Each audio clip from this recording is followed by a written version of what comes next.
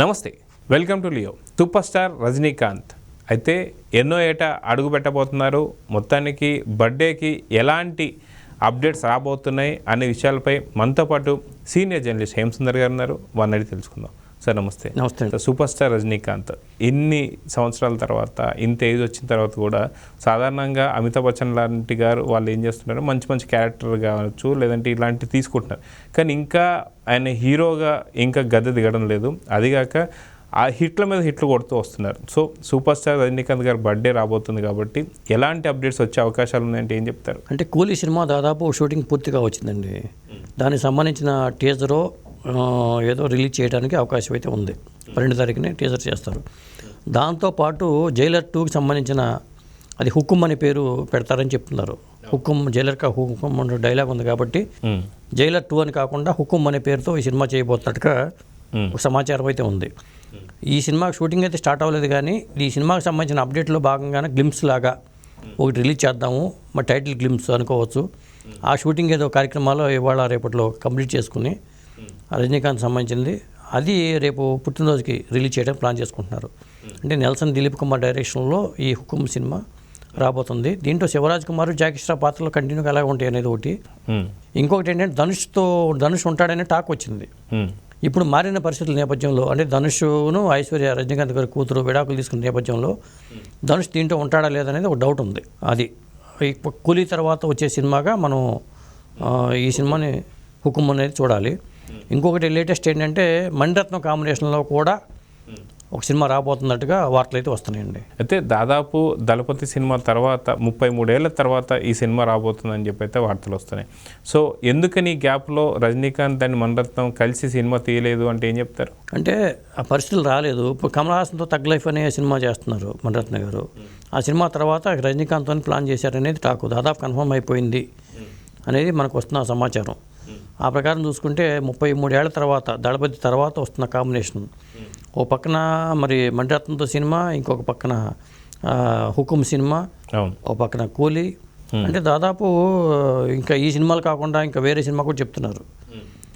రజనీకాంత్ ఇంత ఫాస్ట్గా సినిమాలు చేయడానికి మరి ఏజ్ కూడా ఎక్కువ అయిపోతుంది కాబట్టి ఫాస్ట్గా మనం చేసి కంప్లీట్ చేద్దామని మూమెంట్లో ఆయన ఉన్నట్టు 150 సినిమా అది.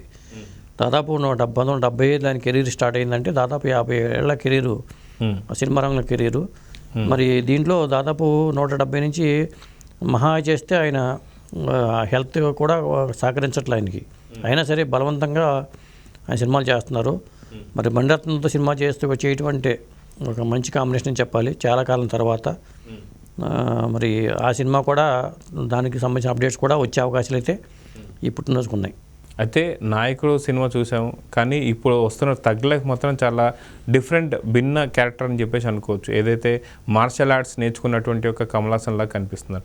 అదే ఇలాంటి పరిస్థితుల్లో మనం చూసుకుంటే ఏదైతే సూపర్ స్టార్ రజనీకాంత్ గారిది దళపతి చూసాం, ఒక మంచి ఫ్యామిలీ స్టోరీకి సంబంధించింది మనం చూసాం. సో ఎలాంటి స్టోరీని ఎక్స్పెక్ట్ చేయొచ్చు మణిరత్నం గారి నుంచి విత్ రజనీకాంత్ గారు అంటే ఏం చెప్తారు? అంటే కంపల్సరీగా మాస్ మసాలా సినిమా ఉంటుంది. ఇప్పుడు కమల్ హాసన్ నాయకుడు చేసినప్పుడు నాయకుడు కూడా ఒక డాన్ పాత్ర లాంటిది అది, ఆ నాయకుడి పాత్ర. అలాగే మమ్ముట్టిను రజనీకాంత్ కాంబినేషన్లో వచ్చిన సినిమా దళపతి. అలాగే ఇంకొక హీరో కూడా ఉంటాడు అనేది టాక్ అయితే ఉంది. రజనీకాంత్ మణిరత్న సినిమాలో ఇంకొక హీరో కూడా ఉండొచ్చు అనేది ఒక టాక్ ఉంది. అలాగే రేపు మరి హుకుమ్ సినిమాలో కూడా సౌత్ నుంచి కూడా ఒక హీరో ఉంటారు, ఒక ప్రత్యేక పాత్ర అని చెప్పి అంటున్నారు. అది బాలకృష్ణ గారు కావచ్చు, కావడానికి అవకాశాలు కూడా ఎక్కువ ఉన్నాయి. మరి ఎందుకు మోక్షజ్ఞ సినిమాలో బాలకృష్ణ నటిస్తున్నారు, అక్కడ 2లో ఉన్నారు. మరి రజనీకాంత్ ఈ హుకుమ్ సినిమాలో కూడా రజనీకాంత్తో పాటు బాలయ్య బాబు ఉంటారనేది మనకు వినిపిస్తున్నమాట. అఫీషియల్ న్యూస్ అయితే కాదు, కానీ ఎందుకంటే అక్కడ జాకీ ష్రాఫ్, శివరాజ్ కుమార్ పాత్రలు కంటిన్యూగా ఉంటే మోహన్ లాల్ పాత్ర ఉండకపోవచ్చు అంటున్నారు హుకుమ్లో. ఆ కొత్తగా ఎంటర్ అయ్యే పాత్ర బహుశా బాలకృష్ణ గారు కావచ్చేమో. అయితే మనం చూసుకుంటే దళపతి సీక్వెల్ కూడా అనుకోవచ్చా? ఎందుకంటే గతంలో చూసుకుంటే మనకి మమ్ముట్టి అండ్ రజనీకాంత్ గారు ఇద్దరు కలిపి మనం చూసాం. అరవింద స్వామి కూడా దాంట్లో కలెక్టర్ పాత్ర వేయడం మనం చూసాం. సో ఖచ్చితంగా దళపతి 2 సీక్వెల్ లాగా మనం చూసుకోవచ్చు అంటారు, లేకపోతే విభిన్న కథ అయి ఉండొచ్చు అంటే ఏమంటారు? సీక్వెల్ చేసినా హిట్ అవ్వడానికి అవకాశం ఉంటుంది. ఎందుకంటే అరవింద స్వామి ఉన్నాడు, మమ్ముట్టి ఉన్నాడు, మరి సూర్య రజనీకాంత్ ఆ పాత్ర. ఎందుకంటే చాలా ఎమోషనల్ ఆ ఫ్రెండ్షిప్ మీద ఆ బాండింగ్ మీద చేసిన సినిమా కాబట్టి భానుప్రియ గారు అక్కడ అందరూ ఉన్నారు కాబట్టి ఒక అద్భుతమైన కాంబినేషన్, కానీ మళ్ళీ ఒక అద్భుతమైన కాంబినేషన్ చూసే అవకాశాలు శోభన గారు కూడా ఉన్నారు, అందరూ ఉన్నారు కాబట్టి మా శోభన గారు కూడా ఇప్పుడు సినిమాల్లో కలికిలో అట్లాగా ఉన్నారు. ఈ మధ్యకాలంలో మళ్ళీ ఆవిడ బిజీ అయిపోయారు కాబట్టి ఆ కాంబినేషన్లోనే ప్లాన్ చేసే అవకాశాలు ఎక్కువ కనిపిస్తున్నాయి. సో మొత్తానికి రాబోతున్నటువంటి ఒక అప్డేట్స్ అన్నీ కూడా డిసెంబర్ 12వ తారీఖున దీనికి సంబంధించిన అప్డేట్స్ అన్నీ రాబోతున్నాయా? వస్తే ఎన్ని సినిమాలకు సంబంధించి అప్డేట్స్ రాబోతున్నాయి అంటే ఏమని అంటే దాదాపు ఒక 3 సినిమాల అప్డేట్స్ అయితే కూలీ సినిమా అప్డేట్ కంపల్సరీ అండి. హుకుం కంపల్సరీగా తెలుస్తుంది, మనకి 2 కనిపిస్తున్నాయి. ఇక అఫీషియల్ న్యూస్ అయితే ఖచ్చితంగా వచ్చే అవకాశం అయితే ఉంది. మణిరత్నం సినిమా సంబంధించి అది వార్తలు వస్తున్నాయి.